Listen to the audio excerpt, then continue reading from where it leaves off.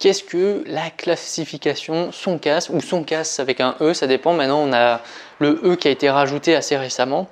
Donc une classification Soncas, tout simplement, c'est un acronyme de plusieurs lettres qui va permettre d'identifier et de mettre le client dans des catégories de clients. Et en fonction de cela, on va proposer des produits adaptés à ce type de client. Donc on a le S pour un client sécurité. Donc un client sécurité, c'est un client qui va rechercher un achat sans dysfonctionnement, sans défaillance.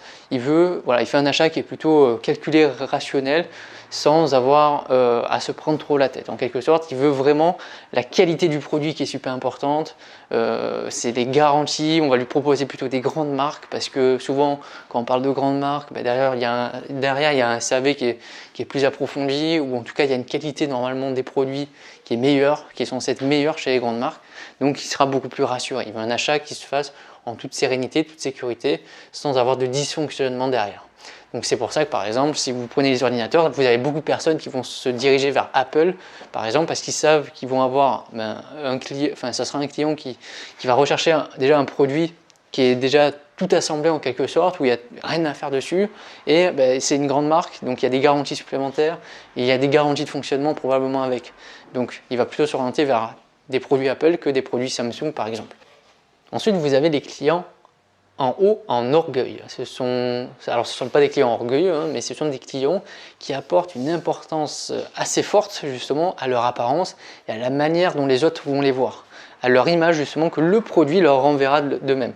Donc par exemple, il y a des clients, il y a des personnes qui aiment bien, même s'ils n'ont pas toujours les moyens, avoir des très très belles voitures, ce qui permet de se mettre en valeur, de se mettre en avant, ou de porter des vêtements de très haute qualité ou de très haute gamme pour se mettre justement en valeur et appartenir à une certaine communauté. Donc ça permet justement, ça les met bien en valeur.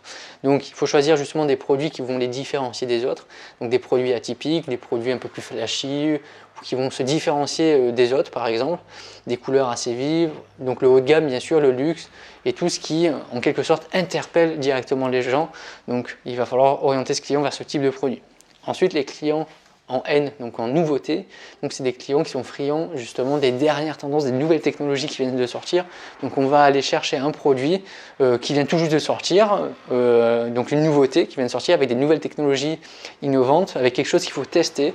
Donc là ce sont des clients qui aiment bien justement découvrir ces nouveaux produits en avance par rapport aux autres. Ensuite vous avez le C, donc ce sont des clients confort. Donc le client confort, c'est quelqu'un qui va rechercher la facilité justement d'utilisation, la facilité dans l'acquisition de son produit.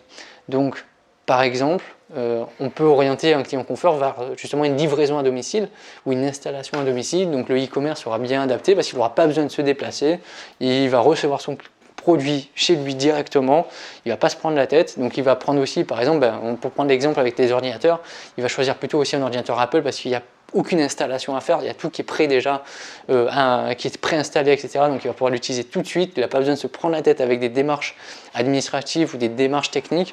Donc voilà, il y a tout qui est clé en main en quelque sorte, ça c'est pour les clients confort. Ensuite vous avez le client qui est argent. Donc le client argent, ça ne veut pas dire, c'est pas quelqu'un qui est radin, c'est quelqu'un tout simplement qui veut faire des bonnes affaires, qui veut avoir un bon rapport qualité-prix, qui ne veut pas dépenser plus pour quelque chose qui en vaudrait moins, tout simplement.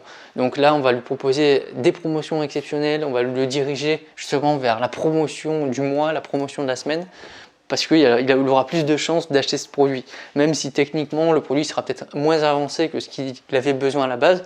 Donc il y a une promotion qui pour lui est jugée extrêmement intéressante, donc il va prendre le produit. Donc voilà, il faut faire très attention à ça, c'est quelqu'un qui est à la recherche d'économie.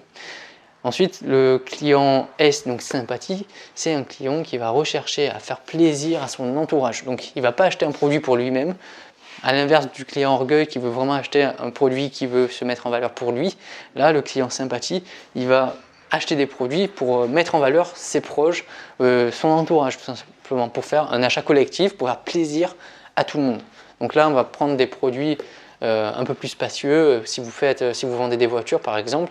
Donc vous allez plutôt vendre une bonne berline à quelqu'un qui est orgueil et plutôt un monospace ou en tout cas une voiture familiale pour quelqu'un qui est sympathique, qui va faire plaisir justement et qui va faire participer son achat à tout le monde tout simplement.